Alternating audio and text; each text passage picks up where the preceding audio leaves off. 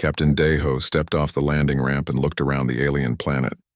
The sky was orange, and two small suns hung in the air like bright coins. The ground under his boots was hard and covered with strange purple rocks. This was Keth 7, and it was supposed to be empty of life. "Readings look good, Captain," said Somin from behind him. She was the ship's engineer and always carried her scanner in one hand. Her black hair was tied back in a tight ponytail, and she wore the standard blue uniform of Earth's exploration fleet. "Lots of rare metals here. The mining ships will love this place." Deho nodded and touched the radio on his chest. "New Horizon, this is the ground team. We're starting the survey now." "Copy that, Captain," came the reply from their ship in orbit. "Weather looks clear for the next 6 hours." The team spread out across the rocky field. Jawook, their medic, knelt down to collect soil samples. He was a quiet man who always did his job without complaining. Nari, their security chief, walked in a wide circle around them with her weapon ready. She moved like a cat, always watching for danger. "This place gives me the creeps," Jawook said, putting dirt into a small container. "Too quiet. Even dead planets usually have some kind of microbes." "Maybe that's why the metals are so pure here," Somin said. She pointed her scanner at a large purple rock. "No life to mess with the formation process." Deho walked to the top of a small hill and looked around. In the distance, he could see strange metal towers that looked natural, like they had grown from the ground. The whole planet felt wrong somehow, but he couldn't explain why. High above them, invisible to human eyes, a ship hung in the orange sky. Inside the ship, Commander Thekvel watched the humans through advanced viewing screens. His body was thin and pale, like all of his kind. His arms were long and weak, and his bones were hollow like a bird's. The Veltari had ruled this part of space for thousands of years, but they had never seen anything like these creatures. "Look at them," Thekvel said to his hunting team. "They walk on that heavy world like it means nothing. Our scientists say their home planet has gravity 3 times stronger than ours." His second-in-command, Wexdal, leaned forward to get a better look. "The stories about Deathworlders must be true then. How can anything live on such a horrible planet?" "That's what makes them so valuable," Thekvel said. His large black eyes reflected the light from the screens. "The collectors will pay huge amounts for living specimens from Earth, especially ones that can walk and talk." On the ground, Nari stopped walking and looked up at the sky. She felt like something was watching them, but she couldn't see anything. Her training on Earth had taught her to trust her feelings about danger. "Captain," she said into her radio, "something doesn't feel right here." Deho looked at her from across the field. Nari was never wrong about these things. "What kind of wrong?" "Like we're being hunted." Somin laughed and kept scanning her rocks. "Hunted by what?" "This planet is dead. My scanner would pick up anything bigger than a mouse." But Nari wasn't convinced. She had fought in 3 border wars before joining the exploration fleet. She knew what it felt like when an enemy was nearby, even if she couldn't see them. In the invisible ship, Thekvel gave orders to his team. "Begin the capture sequence. Remember, we want them alive. The neural disruptors should work on their primitive brains." "What if they resist?" asked another hunter. "Look at them," Thekvel said. "They have no energy shields, no advanced weapons. They're just wandering around on foot like animals. This will be easy." The first sign of trouble came when Jawook's scanner started making strange noises. The screen flickered and showed numbers that didn't make sense. "That's weird," he said, hitting the side of the device. "All my readings just went crazy." Somin looked at her own scanner. It was doing the same thing. Some kind of interference, maybe? Could be natural electromagnetic fields. Then the air around them started to shimmer like heat waves. Deho felt a strange tingling in his head, like someone was touching his brain with cold fingers. "Everyone back to the ship," he ordered. Now, but it was too late. The tingling became a sharp pain and Deho fell to his knees. Around him, his team was also falling. Somin dropped her scanner and grabbed her head. Jawook tried to reach for his medical kit, but couldn't make his arms work. Nari fought the longest, pulling out her weapon and firing shots into the empty air, but even she couldn't stay standing. "What's happening to us?" Somin gasped before she fell unconscious. The last thing Deho saw was the air above them opening like a door. A strange ship appeared, hovering silently over their heads. Pale figures in silver suits were looking down at them. Then everything went black. Thekvel smiled as his ship's tractor beam pulled the unconscious humans up from the planet's surface. "Perfect specimens," he said. "The Science Council will be very pleased. The human ship in orbit never knew what happened. Their sensors couldn't detect the Veltari technology. When the ground team failed to report in, they assumed there had been an equipment failure. By the time they sent another team to look for them, the Veltari ship was already jumping to faster than light speed. Deho and his crew were on their way to a fate worse than death. They were going to become lab animals in an alien zoo, studied and tested until they died. But the Veltari had made one very big mistake. They thought humans were just another weak species to be collected and displayed. They had no idea what they had really caught. Deho woke up with a terrible headache. The floor under him was smooth and cold, nothing like the rocky ground of Keth 7. He tried to sit up, but his body felt heavy and wrong. Everything around him glowed with a soft blue light. "Captain?" So-Min's voice came from somewhere nearby. "Are you awake?" Deho forced his eyes to focus. They were in some kind of cell made of clear walls that hummed with energy. The room was big and white with no windows. Strange symbols covered the walls and the air smelled like cleaning chemicals. "Where are we?" Jae-wook asked. He was sitting against one wall holding his head in his hands.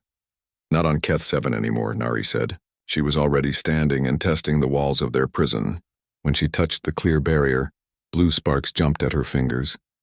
"Some kind of force field." So-Min pulled out her scanner, but the screen was dead. "They took our equipment. Everything electronic is fried." A door opened in the far wall and 3 tall, thin figures walked in. They looked like people, but wrong. Their skin was pale white, almost see-through. Their arms were too long and their heads were too big.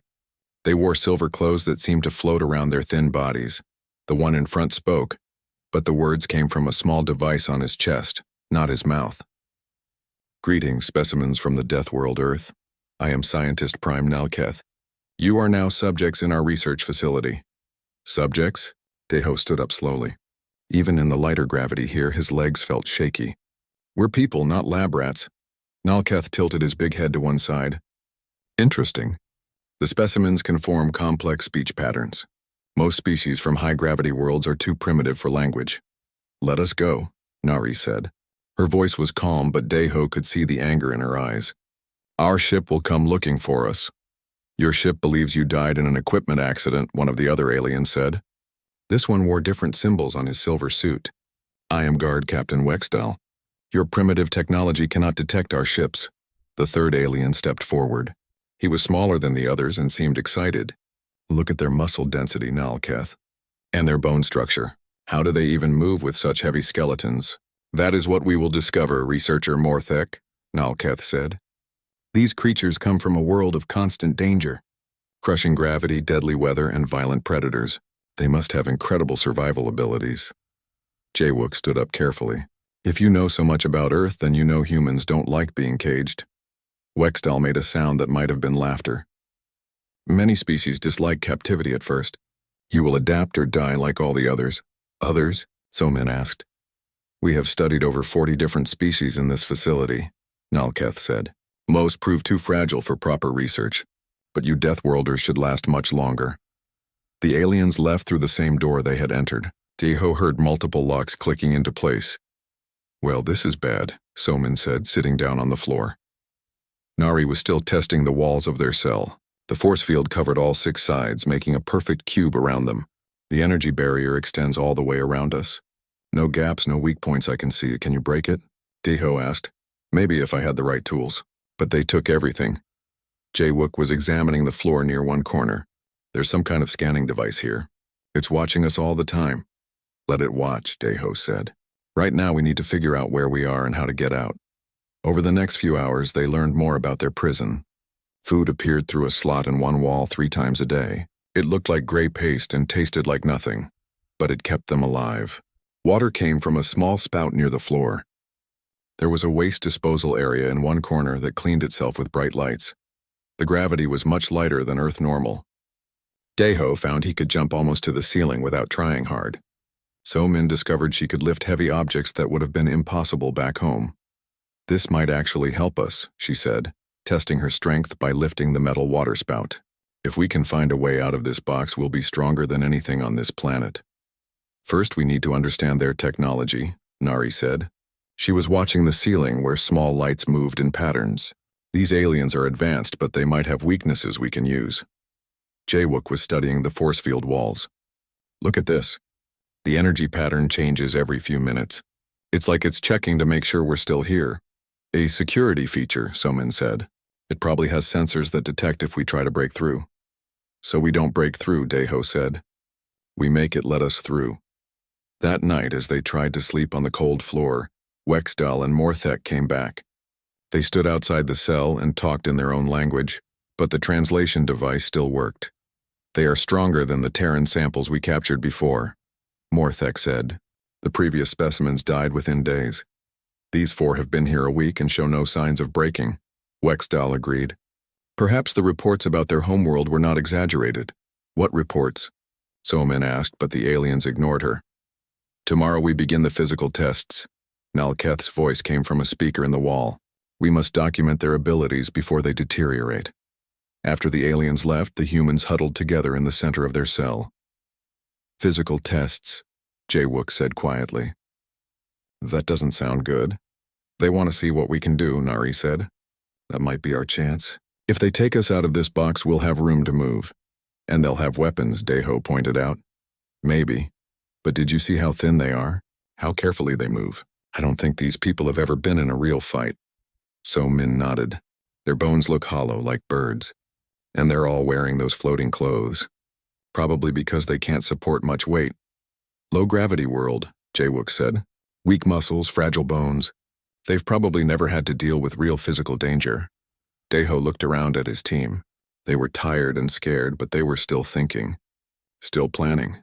The aliens thought they had caught some primitive animals, but they were wrong. We wait, he decided. We learn everything we can about them in this place. And when they give us a chance, we show them what Deathworlders can really do.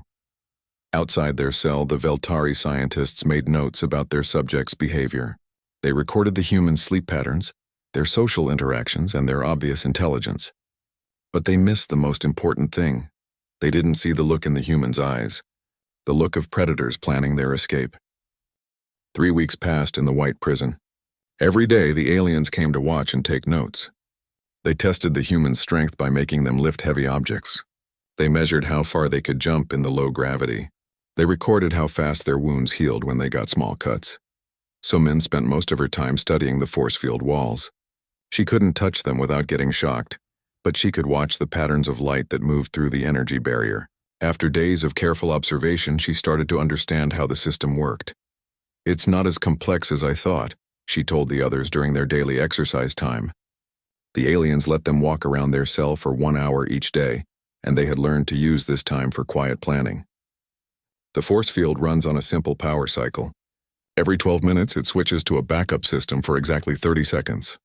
30 seconds, Nari said, doing push-ups in the corner. In the light gravity, she could do twice as many as on Earth. That's not much time. It's enough if we're ready, Deho said. He was practicing moving silently across the smooth floor. But we need to know what's outside this room first. Jawook had been paying attention to their guards. I've counted at least 6 different aliens who come to watch us. They all look weak, but some carry energy weapons. Stun weapons, Nari corrected. I've seen them use those tools on other prisoners. This was new information. Other prisoners? Deho asked. When they take me out for the running tests, I see other cells. Some have creatures I don't recognize. Others are empty but look used. So Min stopped studying the wall patterns. What happened to the ones in the empty cells? I don't want to know, Jawook said quietly. That afternoon, something changed. When Nalketh came for his daily visit, he brought a new alien with him. This one was even thinner than the others and wore different colored symbols on his silver suit. Greetings, subjects, Nalketh said through his translator. This is maintenance worker Yethmar. He will be collecting biological samples for our latest research. Yethmar looked nervous. He carried a small device that buzzed and clicked as he moved. When he pointed it at the humans, lights flashed on its surface. Interesting, he said in a shaky voice. Their bodies contain millions of microorganisms, much more than other species. Of course they do, Jawook said. Humans have bacteria in their digestive systems. It's how we process food. Yethmar stepped back in shock. Living bacteria? Inside their bodies? How are they not dead? Nalketh made notes on his floating pad. Another adaptation to their harsh homeworld. They have learned to live with these microorganisms instead of fighting them. That's impossible, Yethmar said. No complex life form can survive with active bacteria in their system. Somin and Jaewook looked at each other. They were starting to understand something important about these aliens. The next day, Yethmar came back alone. He seemed very interested in Jaewook's biological samples. Using a long metal arm that reached through the force field, he collected drops of blood, saliva, and other specimens. Be careful with those, Jaewook warned. Human bacteria can be dangerous to other species. Nonsense, Yethmar said. Our sterilization systems can handle any primitive microorganisms. But Jaewook noticed that the alien's hands were shaking as he sealed the samples in metal containers. 2 days later, the alarm started. Red lights flashed in the ceiling, and a voice spoke rapidly in the alien language. The translation system picked up fragments. Containment breach. Biological hazard. Facility lockdown. What's happening? Somin asked, but no one answered. The aliens who usually came to watch them were nowhere to be seen. Through the walls they could hear running footsteps and panicked voices. Emergency lights cast strange shadows across their cell. I think Yethmar had an accident, Jaewook said with a grim smile. Human bacteria in an alien environment. That's never good. Nari was at the wall listening to the sounds outside. Guards are moving away from this section. Whatever's happening, it's getting worse. This is our chance, Deho said. Somin, how long until the next power cycle? She checked the light patterns in the force field. 8 minutes. Everyone get ready. When that barrier drops, we move fast. They positioned themselves near the wall that faced the corridor. Nari crouched like a runner at the starting line. Somin held a piece of metal she had torn from the water spout. Jaewook prepared his medical knowledge for whatever they might face outside. The minutes crawled by. The alarms continued to blare, and they could hear more voices shouting in the distance. 30 seconds, Somin whispered. Deho felt his heart beating faster. After weeks of being trapped, they finally had a chance. 10 seconds. The force field hummed louder as it prepared to switch systems. Now! The energy barrier flickered and disappeared. For exactly 30 seconds, the wall was just empty air. Nari burst through first, moving faster than any human should in normal gravity. In the light alien environment, she flew down the corridor like a missile. The first guard she met didn't even have time to raise his weapon before she tackled him to the ground. Somin was right behind her, using her improvised metal weapon to smash the control panels on other cell doors. Alien prisoners of different species stumbled out, confused but grateful. Jaewook ran to help the other captives while Deho secured the guard's weapon. The energy gun was designed for alien hands, but he made it work. The exit is this way, Nari called from the end of the corridor. She had found a map display on the wall. But as they ran toward freedom, Deho realized something important. They weren't just escaping anymore. They were leading a rebellion. Behind them, dozens of freed prisoners followed. Aliens from worlds they had never heard of. All victims of the Veltari Empire's collection program. Captain, Somin said as they ran, I think we started something bigger than we planned. Deho looked back at the crowd of different species running with them. Some were small and quick. Others were large and strong. All of them were angry. Good, he said. These Veltari want to study Deathworlders? Let's give them a lesson they'll never forget. The alarms grew louder as more security systems activated. But it was too late. The specimens had broken free and they were bringing friends. The real fight was just beginning. The corridor filled with the sound of running feet and alien voices. Deho led the group of escaped prisoners toward what the map showed as the main exit. Behind them, emergency doors were slamming shut, but Somin had learned enough about Veltari technology to keep overriding the lock systems. Left here? Nari called out, checking the stolen weapon she had taken from a guard. 2 more levels up to the surface. The freed prisoners were a strange mix. There was Kolves, a lizard-like creature from a desert world who could see in the dark. Twin siblings called Fex and Rex from a high-gravity planet like Earth. A floating gas bag alien named Wim Pro, who could squeeze through tiny spaces. And dozens of others, all victims of Veltari collection hunts. The humans freed us, Kolves said to his fellow prisoners. These Deathworlders might actually get us home. Don't celebrate yet, Deho said. We still need to find a way off this planet. They reached a large room filled with control stations and viewing screens. This was obviously some kind of command center. Most of the Veltari workers had fled when the alarm started. but a few remained at their posts. General Kexvorth, the facility's military commander, stood in the center of the room shouting orders. When he saw the escaped prisoners, his large black eyes went wide with shock. "Impossible," he said. "The containment systems are perfect. No species has ever escaped from this facility." "First time for everything," Nari said, pointing her stolen weapon at him. Kexvorth reached for an alarm button, but Jaywook was faster. The human medic tackled the alien general, and both of them crashed into a control panel. Sparks flew as the equipment overloaded. "So, Min, can you work with this technology?" Deho asked. The engineer was already studying the alien computers. "Give me a few minutes. Their programming is different, but the basic logic is similar to our systems." While So Min worked, the other humans helped organize the freed prisoners. Nari taught some of them how to use the Veltari stun weapons. Jaywook treated injuries and checked which species could fight. "This is just the beginning," Kolves told them. "There are facilities like this all over Veltari space. Thousands of our people are still trapped. Then we'll free them all," Deho said. Kexvorth laughed from where he lay on the floor. "You primitive creatures don't understand. This is one small research station. The Veltari Empire has millions of ships and countless worlds. You cannot fight us all." "Watch us," Somin said without looking up from her work. "I'm into their communication system now. Time to let the galaxy know what's really happening here." Her fingers moved quickly over the alien controls. She had learned enough about their technology to access the main broadcast network that connected all Veltari space. "This is Engineer Somin of the human exploration ship New Horizon," she said into the communication device. "We're broadcasting from a Veltari research facility where they've been capturing and experimenting on dozens of species." She uploaded files from the facility's database, showing records of thousands of prisoners taken from hundreds of worlds, pictures of experiments, lists of species collected, and maps of other similar facilities across the Empire. "The Veltari have been lying to the galaxy," she continued. "They're not peaceful explorers. They're kidnappers and slavers. But today, that ends." Within hours, the broadcast had reached every corner of Veltari space, on worlds that had been conquered or intimidated by the Empire. People watched in amazement as a small group of prisoners fought back against their oppressors. "Incoming ships," Fex called out from a monitoring station. "Lots of them." The viewing screens showed Veltari military vessels approaching the facility. But they also showed something else. Ships from other species were coming too. Worlds that had been forced to serve the Empire were sending help to the rebels. "They're coming to rescue us," Rex said excitedly. But Deho could see that some of the approaching ships were definitely hostile. Not all of them. "We need to be ready to fight." The first Veltari attack ships arrived within the hour.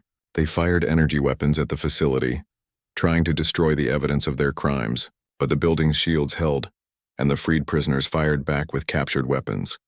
"Their military equipment is designed for capture, not destruction," Nari observed. "They don't know how to fight a real war." She was right. The Veltari had been the dominant power for so long that they had forgotten how to deal with serious resistance. Their weapons were meant to stun and capture, not kill.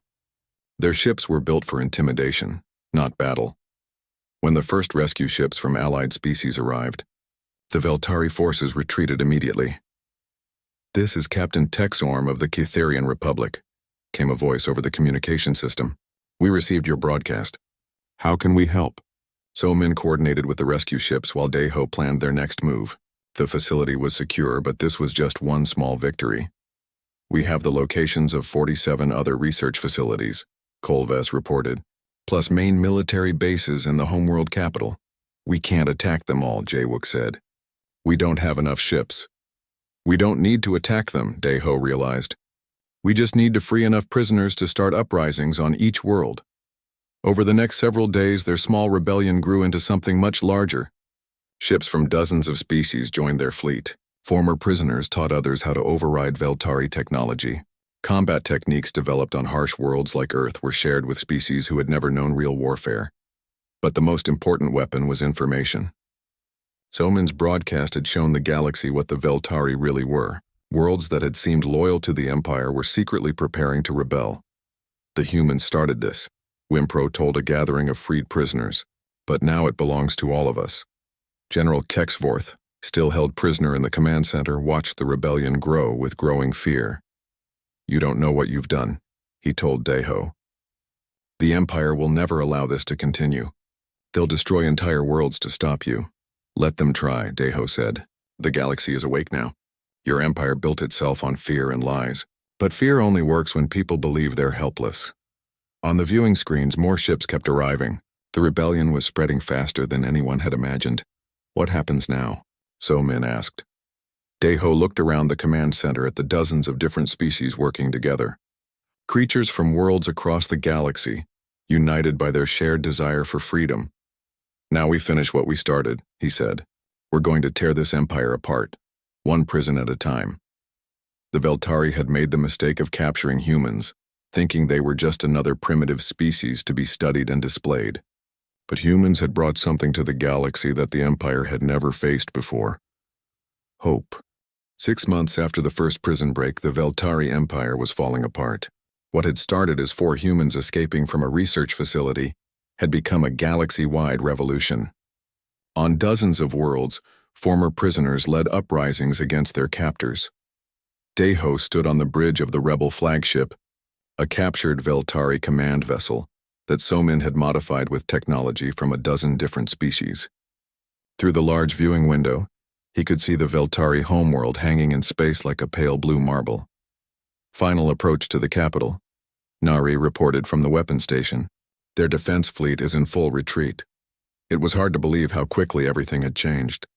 The mighty Veltari military, which had dominated this part of space for thousands of years, had collapsed in less than a year. Their ships were designed to intimidate, not fight. Their soldiers had never faced enemies who fought back. Incoming transmission from the surface, Somin said. It's Supreme Overlord Hexnath himself. The main screen flickered and the image of the Veltari leader appeared. He looked even thinner and paler than the other aliens they had met. His large black eyes were wide with fear. Human leader, Hexnath said through his translator device. I wish to discuss terms of surrender. Surrender? Deho said. 6 months ago, you thought we were animals to be caged and studied. Now you want to negotiate? We made errors in judgment, Hexnath admitted. We did not understand the true nature of your species. Are the consequences of our actions? Jawook moved to stand beside Deho. The medic had spent months treating former prisoners from dozens of worlds. He had seen the worst of what the Veltari research programs had done. You experimented on thousands of innocent beings, Jawook said. You destroyed families and enslaved entire populations. Did you think there would be no consequences? We are a peaceful species, Hexnath said desperately. We have no experience with warfare or violence. Our research was conducted for the advancement of science. Your research was conducted for profit, Somin corrected. She had spent weeks going through captured Veltari databases. You sold prisoners to private collectors. You used them as entertainment in gladiator fights. Don't pretend this was about science. On the bridge around them, dozens of different species worked together to coordinate the final assault on the Veltari homeworld. Kolvez monitored communications from rebel fleets across the galaxy. The twins Fex and Rex managed tactical displays showing the positions of hundreds of ships. Wimpro floated near the ceiling, using his unique abilities to access computer systems that others couldn't reach. What do you want from us? Hexnath asked. Justice, Nari said simply, and guarantees that this will never happen again. The negotiations took 3 days. Representatives from over 100 different species came to the Veltari homeworld to participate. Many of them were former prisoners who had been freed during the rebellion. The terms were simple but complete. The Veltari Empire would be dissolved. All remaining research facilities would be shut down and their prisoners freed. The Veltari people would pay compensation to the species they had harmed. Most importantly, they would use their advanced technology to help rebuild the worlds they had damaged instead of exploiting them. And what happens to us? Asked scientist Prime Null Keth, who had been brought to the negotiations under guard. You'll help, Deho said. Your people know more about alien biology and medicine than anyone else in the galaxy. Instead of using that knowledge to hurt others, you'll use it to heal. Turn your research facilities into hospitals, Jawook added. Use your scanning technology to cure diseases instead of studying captives. Nalketh looked confused. You would trust us to do this? After everything we have done? People can change, Somin said. Even entire civilizations can change. But you'll be watched. If you go back to your old ways, the galaxy will know. The transformation didn't happen overnight. It took years for the former Veltari Empire to become something new. But slowly, research stations became medical centers. Military ships were converted into rescue vessels. Scientists who had once studied prisoners began working to cure the diseases and injuries they had caused.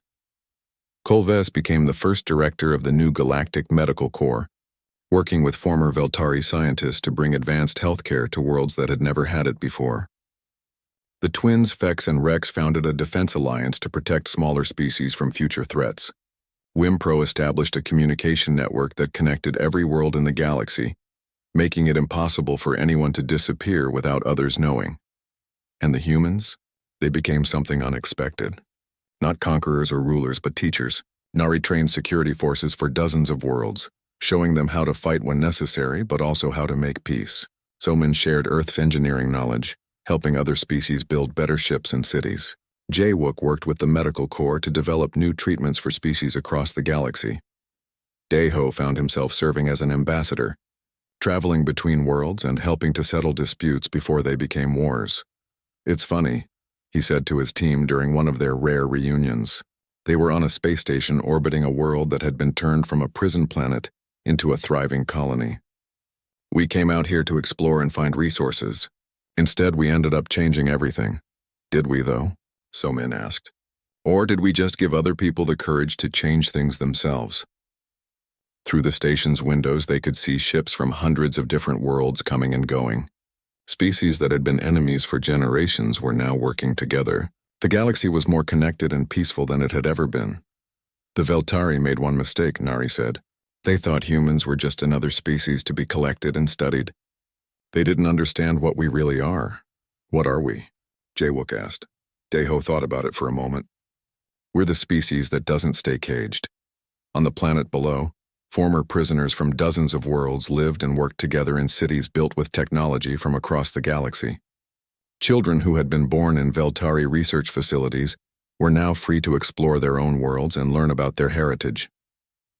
In a medical center that had once been a prison, Dr. Yethmar worked alongside human doctors to treat patients from species he had once helped capture.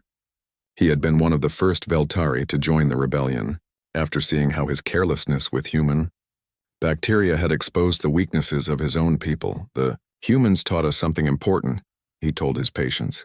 "They showed us that no one deserves to be caged. Not for science, not for profit, not for any reason." The galaxy had learned that lesson well, and because of 4 humans who refused to give up, it would never be forgotten. The Veltari had thought they were trapping primitive animals from a death world. Instead, they had awakened something that would reshape the entire galaxy. They had learned, too late, why trapping a Deathworlder is the last mistake you'll ever make.